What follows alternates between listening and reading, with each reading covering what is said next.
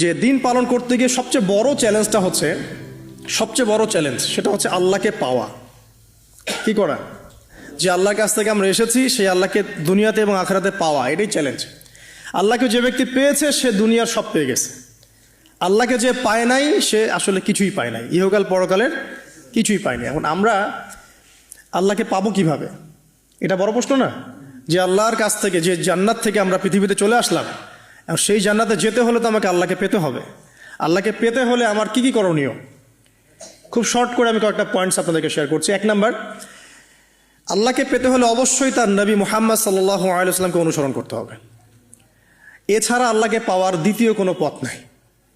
আল্লাহকে পেতে হলে অবশ্যই তার নবী মুহাম্মদ সাল্লাল্লাহু আলাইহি ওয়াসাল্লামের আদর্শগুলো জীবনের প্রতিটা ক্ষেত্রে বাস্তবায়ন করতে হবে।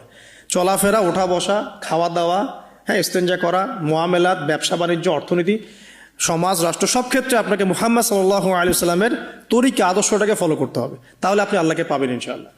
যে ব্যক্তি আল্লাহকে পেয়েছে সে দুনিয়াও পেয়েছে, আখিরাতও পেয়েছে। যে আল্লাহকে পায় নাই, দুনিয়াও বরবাদ, আখিরাতও বরবাদ। 1 নাম্বার তাহলে কি কাজ? আল্লাহ পাকের সর্বশেষ নবী মুহাম্মদ সাল্লাল্লাহু আলাইহি ওয়াসাল্লামকে অনুসরণ করা, তার আদর্শ মেনে চলা, 1 নাম্বার। 2 নাম্বার হচ্ছে 5 ওয়াক্ত নামাজ। আল্লাহকে পেতে হলে নামাজ লাগবে, নামাজ নাই আল্লাহ নাই। ওয়াস্তাঈনু বিস-সাবরি ওয়াস-সালাহ, তোমরা সবর এবং সালাতের মধ্য দিয়ে আল্লাহর সাহায্য প্রার্থনা করো। আমরা এই জন্যই নামাজে বলি ইয়াকা না'বুদু ওয়া ইয়াকা নাস্তাঈন, আমরা শুধু আপনারই ইবাদত করি এবং আপনার কাছেই সাহায্য প্রার্থনা করি। তো আল্লাহকে পেতে হলে নামাজের কোনো বিকল্প নাই। যে ব্যক্তি নামাজ পড়ে না, আল্লাহর সাথে তার কোনো সম্পর্ক নেই, নো কানেকশন। আপনি যে কোনো কিছু চাচ্ছেন, সেজদায় পড়ে আল্লাহর সামনে আত্মসমর্পণ করেই চাইতে হবে। ওয়াসজুদ ওয়াক্তারিব, আল্লাহ কি বলেছেন? সেজদা করো, নিকটবর্তী হও। তো ব্যাখ্যা অনেক করা যায়। নামাজ না পড়লে কিন্তু মানুষ কুফরিতে লিপ্ত হয়। যে ব্যক্তি মান তারাকা সালাতান মুতাআম্মিদান ফাকাদ কাফারা, যে ব্যক্তি সালাতকে অস্বীকার করে, ফরজ নামাজকে অস্বীকার করে, সে ব্যক্তি কিন্তু কুফরিতে চলে যায়। ঠিক আছে? তারপরে বাইনা রাজুলি ওয়া বাইনা শিরকি ওয়াল কুফরি তারকুস সালাহ, একজন মুমিন বান্দা এবং অমুসলিমদের মধ্যে পার্থক্যই নামাজ। নামাজের বিষয়ে অনেক কথা আমি আগেও বলেছি, আপনারা শুনেছেন, অন্য আলেমদের কাছেও শুনেছেন। এক বাক্যে নামাজ না পড়লে ইসলামের রশিটা কেটে যাবে। মুআয বিন জাবালকে নবী সাল্লাল্লাহু আলাইহি ওয়াসাল্লাম বলেছেন যে যদি মান তারাকা সালাতান মুতাআম্মিদান, কেউ যদি সালাতকে ইচ্ছা করে ছেড়ে দেয়, ফাকাদ বারিআত মিন জিম্মাতিল্লাহ, সে ব্যক্তি আল্লাহর জিম্মেদারি থেকে মুক্ত হয়ে যাবে। তার উপর আল্লাহর কোনো জিম্মাদারি নাই, আল্লাহর নিরাপত্তা, জিম্মাদারি থেকে সে মুক্ত। তো 5 ওয়াক্ত নামাজ আল্লাহ পাক আমাদের সবাইকে জামাতের সাথে পড়ার তৌফিক দান করুন। এর পাশাপাশি নফল নামাজ বাড়িয়ে দেওয়ার তৌফিক দান করুন, এবং স্পেশালি তাহাজ্জুদের নামাজ যদি পারেন 2 রাকাত হলেও নিয়মিত তাহাজ্জুদের নামাজ পড়ার তৌফিক আল্লাহ পাক আমাদেরকে দান করুন। যখন থেকে নবী মুহাম্মদ সাল্লাল্লাহু আলাইহি ওয়াসাল্লাম নবী হয়েছেন এবং তার উপরে কোরআন নাজিল হয়েছে, এখান থেকে নিয়ে কিয়ামত পর্যন্ত অন্য কোনো আসমানি কিতাব কেউ মানলে কি চলবে না? চলবে না। এ বিষয়ে নবী সাল্লাল্লাহু আলাইহি ওয়াসাল্লামের একটা হাদিস বলি, তারপর সামনে যাই। একদিন নবী সাল্লাল্লাহু আলাইহি ওয়াসাল্লামের সামনে ওমর রাদিয়াল্লাহু আনহু বসে আছেন। কে বসে আছেন? ওমর রাদিয়াল্লাহু আনহু, নাম তো জানেন, ইসলামের 2য় খলিফা। তিনি জাস্ট এমনি কৌতূহলবশত দেখছেন, দেখে নবীজিকে বলছেন যে তাওরাতে কিছু সুন্দর কথা আছে ইয়া রাসূলুল্লাহ। এই কথা বা এই স্টেটমেন্ট শোনার সাথে সাথে নবী সাল্লাল্লাহু আলাইহি ওয়াসাল্লামের চোখ মুখ রাগে লাল হয়ে গেল। হাদিসটা মিশকাতে আছে। রাগে লাল হয়ে নবী সাল্লাল্লাহু আলাইহি ওয়াসাল্লাম বলছেন যে ইয়া ওমর, হে ওমর, তুমি আমার সামনে তাওরাত পড়ছো? জেনে রাখো, লাউ কানা মূসা হাইয়ান, যদি মূসা আলাইহিস সালাম এখন জীবিত থাকতো। তাওরাত কার উপর নাজিল হয়েছে? মূসা। তাওরাত পড়ছো আমার সামনে, তাওরাত যার উপর নাজিল হয়েছে সেই মূসা আলাইহিস সালাম যদি জীবিত থাকতো এখন, ফাত্তাবা'তুমুহু, আর তোমরা আমাকে বাদ দিয়ে তার অনুসরণ করতে, ওয়া তারাকতুমুনি, আমাকে ছেড়ে দিতে, লা দালালতুম আন সাওয়াইস সাবিল, তাহলে তোমরা অবশ্যই পথভ্রষ্ট হয়ে যেতে। তাওরাত পড়ছো, এখন যদি মূসা আলাইহিস সালামও জীবিত থাকতো আর তোমরা আমাকে বাদ দিয়ে নবী মূসার অনুসরণ করা শুরু করতে, তোমরা অবশ্যই জাহান্নামী হয়ে যেতে।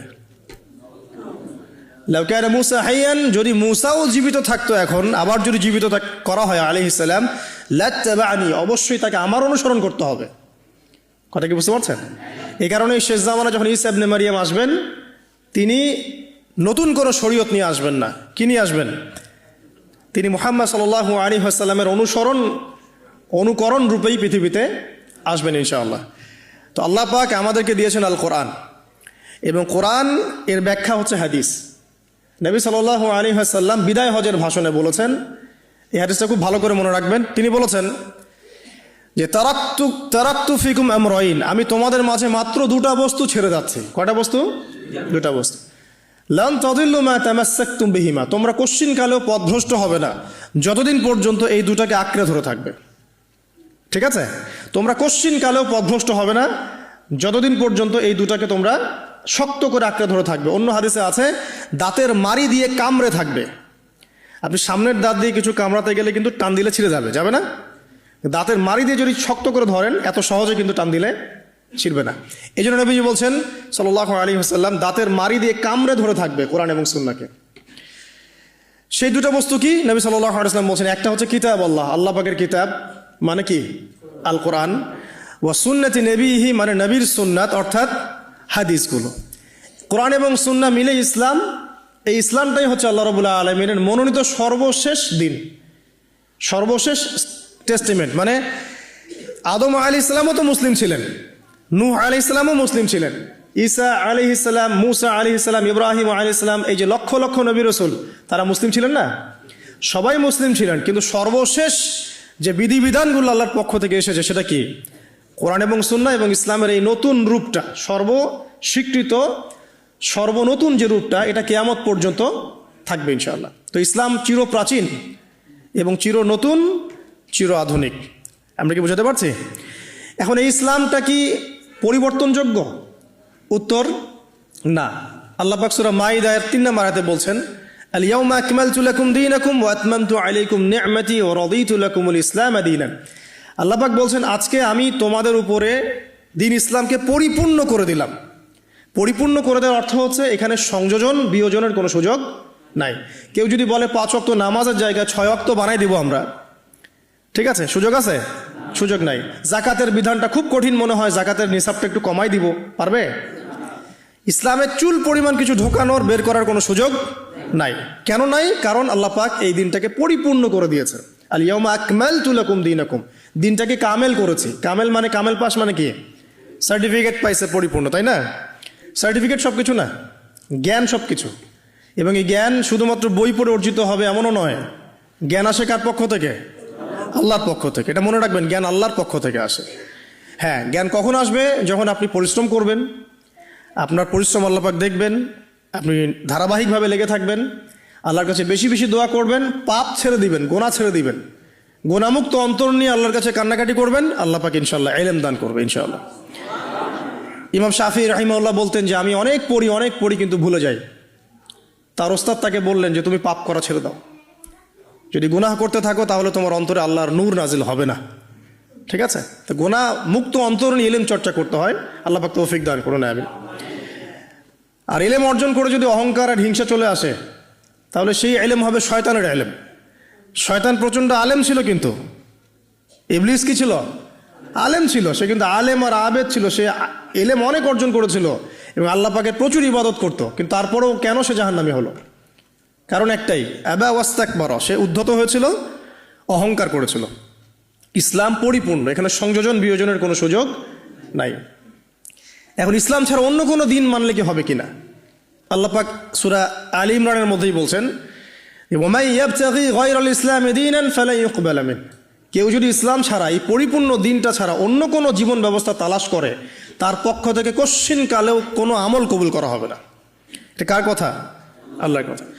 এখন আসেন, ইসলাম বাদ দিয়ে আমরা অন্য অন্য যে মতবাদগুলো অনুসরণ করে থাকি আর কি, পশ্চিমা মতবাদ বলেন, তারপরে গ্রিকদের দর্শন বলেন, চাইনিজ দর্শন বলেন, তারপর ব্যাবিলনের সভ্যতার দর্শন বলেন, যত দর্শন আমরা ফলো করি ইসলাম বাদ দিয়ে, এগুলো যদি কোরআন এবং সুন্নাহর সাথে সাংঘর্ষিক হয়, সেগুলো কি পরকালে আমাদেরকে বাঁচাতে পারবে? পারবে না। কিন্তু যে কোনো মত, যে কোনো পথ, যে কোনো দর্শন যদি ইসলামের অনুকূলে হয়, কোরআন সুন্নাহর কাছাকাছি হয়, কোরআন এবং হাদিসের সাথে মিলে যায়, সেটা ইনশাআল্লাহ তাআলা ইসলামকে এগিয়ে নেওয়ার ক্ষেত্রে সাহায্যকারী ভূমিকা পালন করবে। আমি কি বুঝাতে পারছি? আল্লাহ পাক পৃথিবীতে নামিয়ে দিয়েছেন, এতিম করে ছেড়ে দেন নাই। আল্লাহ পাক হেদায়েত দিয়েছেন, আসমানি কিতাব পাঠিয়েছেন। আসমানি কিতাবের সর্বশেষ কিতাব কি? আল কোরআন, যার ব্যাখ্যা হচ্ছে সুন্নাহ, হাদিস। কোরআন হাদিস মিলেই হচ্ছে ইসলাম। এটা বাদ দিয়ে অন্য কোনো দিন তালাশ করলে আমল কবুল হবে না। এই ইসলামের সংযোজন বিয়োজনের কোনো সুযোগ নাই। এখন